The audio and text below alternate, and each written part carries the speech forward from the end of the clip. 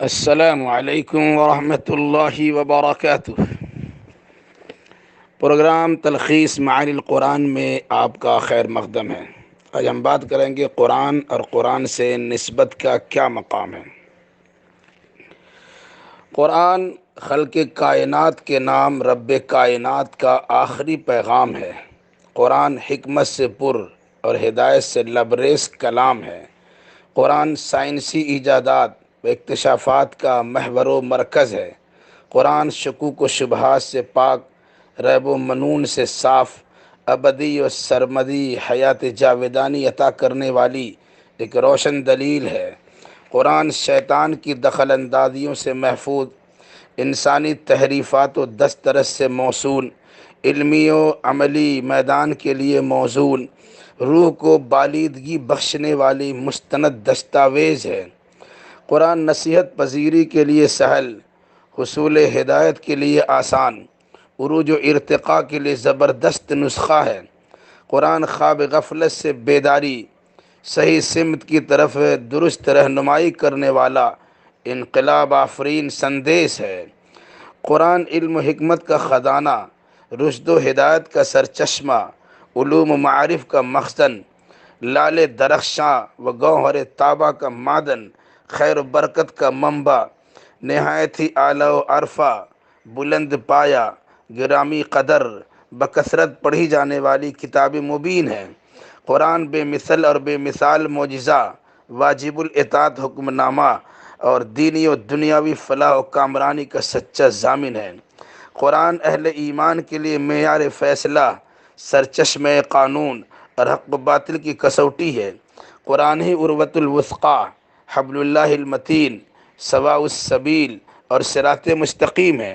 قرآن سابقہ کتب سماویہ کا امین و نگراں اور مہیمن و نگہبان ہے۔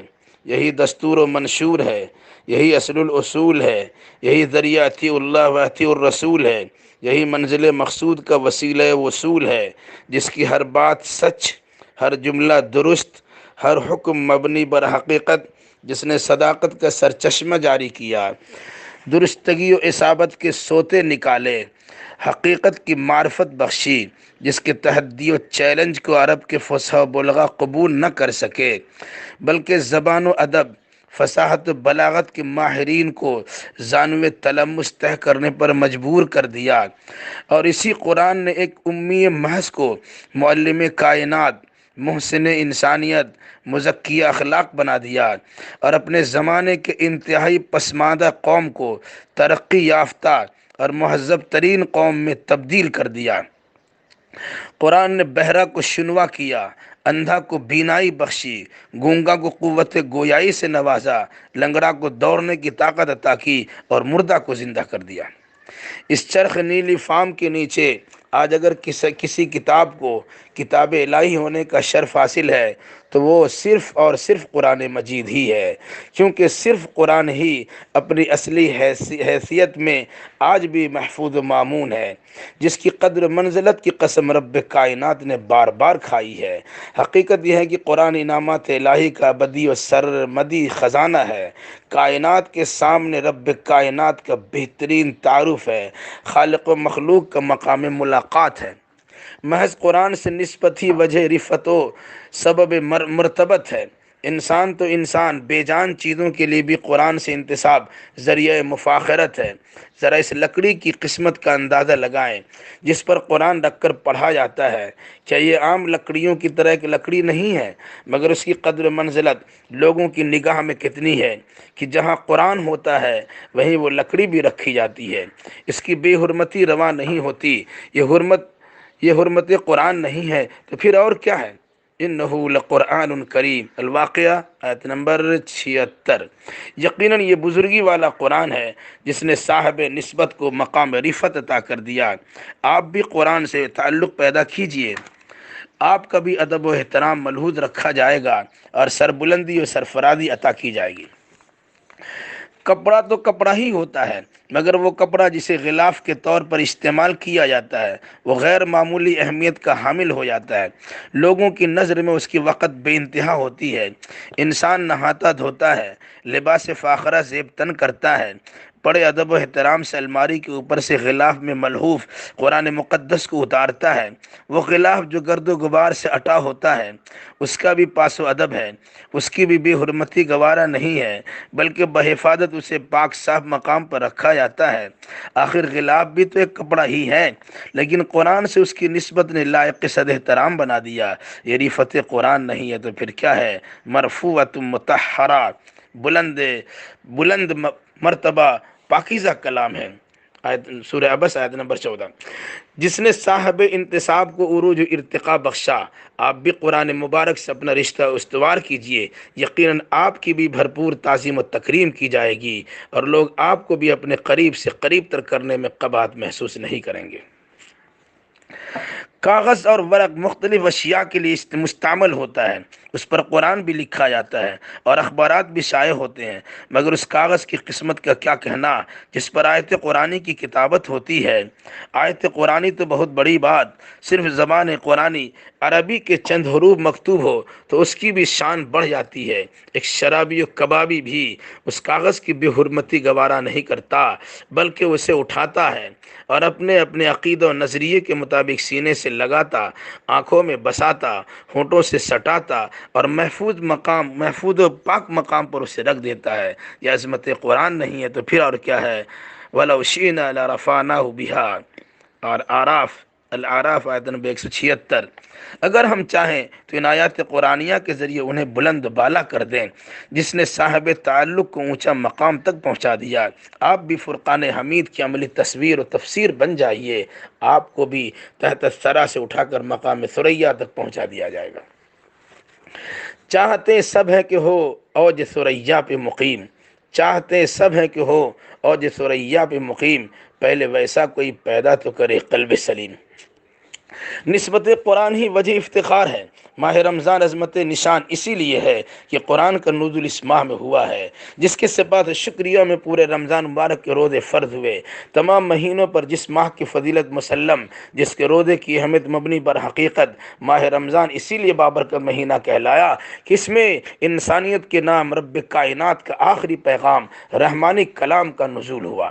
برکتوں، عظمتوں، رحمتوں اور مغفرتوں والا ماہ رمضان نزول قرآن کی نسبت ہی سے شرف و بزرگی والا مہینہ قرار پایا۔ شہر رمضان الذی انزل فیہ القرآن، البقرہ آیت نمبر 185۔ رمضان کے مہینے میں قرآن نازل کیا گیا، جس کے انتصاب نے ماہ رمضان کو جملہ مہینوں پر فضیلت و فوقیت سے نواز دیا، کہ جس میں روزہ رکھ کر، تراویح پڑھ کر، صدقات و خیرات کر کے، دعا و مناجات کے ذریعے بارگاہ ذوالجلال میں تقرب حاصل کیا جاتا ہے، اور تقوی پرہیزگاری کے ذریعے پوری دنیا انسانیت کے لیے معاش و معیشت کی اصلاح کی صورت پیدا ہو جاتی ہے۔ رمضان کے آخری عشرے کی طاق راتوں میں سے ایک رات شب قدر ہے۔